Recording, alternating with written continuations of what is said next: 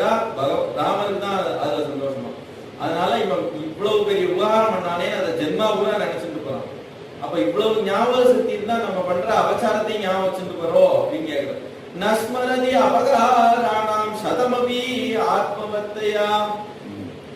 இவன் பண்ண தப்பே பண்றான், ஒரு தடவை பண்ண தப்பே 100 தடவை பண்றான், திரும்ப திரும்ப பண்றான், புதுசு புதுசாவும் தப்பு பண்றான்.